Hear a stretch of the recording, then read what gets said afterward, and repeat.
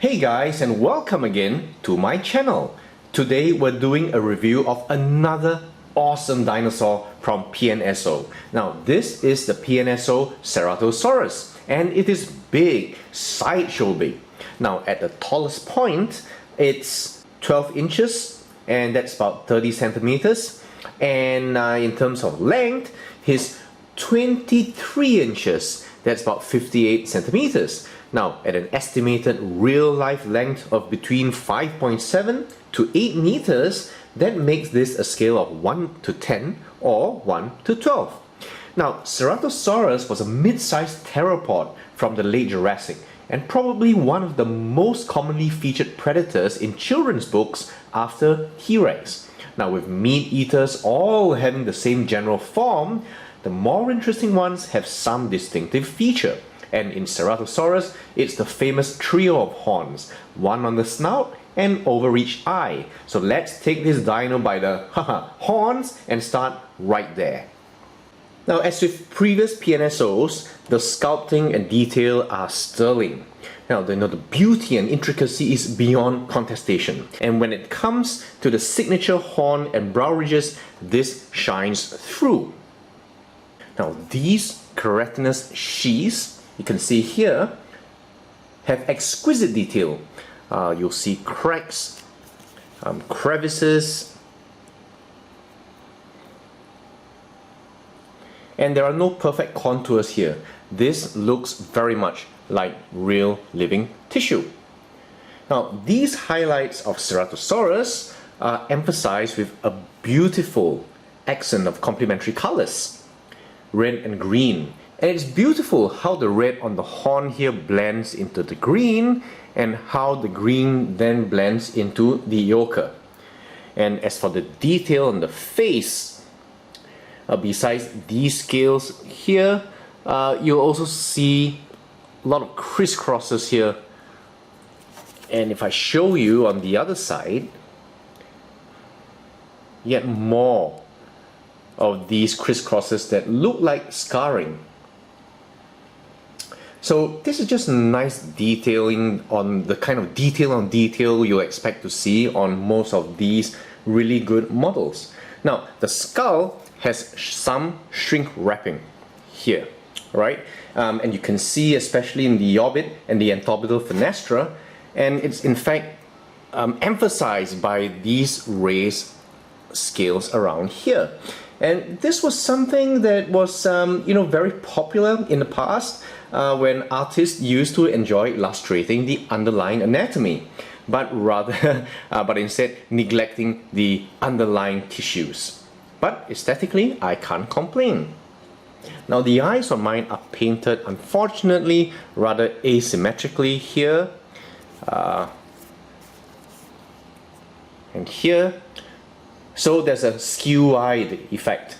Our teeth are individually sculpted. Now look at that, right? In all its terror. Now Ceratosaurus had very long teeth, though I wonder, looking at this, if the model makers have accounted for tooth slippage in fossils, because these look maybe a little bit too long. And the only critique I have is in the lower jaw, where I think it looks perhaps a little too long. Now maybe it's just an illusion, but I don't imagine that prognatism was an intended effect here. Now, I want you to look at the texturing here on these pseudo cheeks. You can see that here very clearly. And again on the other side. And you can almost imagine where blood vessels would be. There's also a glossy application to this, as well as other areas of the mouth. Now here on the tongue, I'm not sure if you can see this clearly. You look at the detail on the tongue and it's textured with all these papillae. You'll see what looks like an uvula at the back. And you really feel it's all living tissue. And all this collectively really makes the entire head the most arresting part of this dinosaur, as perhaps it should be for Ceratosaurus. Now, there are different kinds of scales in different regions. In a larger model like this, scales can be included on more areas without making them unrealistically big, which is a complaint I often have for smaller models, that they try to do the right thing, they try to add texturing, but really on those smaller scales, some of those scales would really be too big in real life. So I like here the tessellating effect of the tessellating scales in the angle of the jaw here. You can also see the mosaic between these spinal osteoderms here. Look at that, very nice, all the way down. And I also love the way the scales just seem to flow along with these skin folds. And the skin folds themselves, you'll see them here on the underbelly, thighs, on the tail. Look at that, right? And they just drape so naturally over the entire animal, and these are realistic and follow the flow of movement and the lines of tension.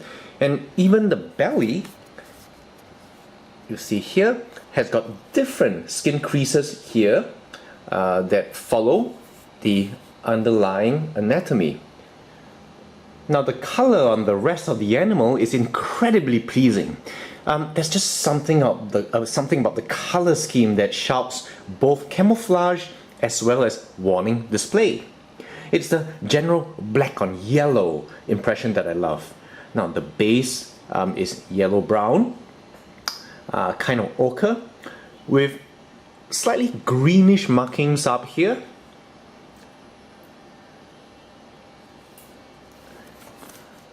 But then, as you transition downwards, you see all these black blotches and stripes that are very striking. And the black is applied in a way that's layered, so it's not just one lazy dab of paint, and that makes it more naturalistic. And you've really got to see this in person. There's a lot of subtlety in the way that the paint has been applied. So you really believe that this is a living animal. Look at that paintwork. Now, the only unfortunate thing is, once again, the production model differs from the product images. Now, you see here these extra purples above the nostril. Here, they're completely absent. But still, so good is this paint application that if you hadn't seen the box art in the first place, you wouldn't know what you're missing. And I guess it's what Thanos said: without the box art, we won't think about what's been lost, but only what's been given. And ironically, Thanos is, of course, purple. Now, the pose is very dynamic and lively. It's in mid-stride, the head's drawn up with mouth open, and yet it's not overtly aggressive, so he could just as easily be howling at the moon or calling for a mate as making a threat to some rival male. Now, I love just the positioning of the legs here, right? And here you can see why any really serious statue needs a base, because without the constraint of balance, you have a lot more flexibility in posture and pose. Now, you see how this foot here is lifted up, ready to place the next step. And then you see from the back how the legs just go in towards the midline here. And that's accurate and would be really hard to capture without a base unless you use the old tail tripod cheat. Now, the proportions are really beautiful, especially if you love anatomy. Now, I'll just talk about a few highlights. The feet here really do demonstrate just how bird-like theropod feet were. And it strikes me just how little most bird feet from the general anisodactyl form first seen in dinosaurs, how little bird feet have changed. And look at the way the individual scales are sculpted again. here. And here on the left foot. That is pretty awesome detail. Just look at that. Beautiful to behold in person. And then we look at the skull. You can see head on just how narrow it is.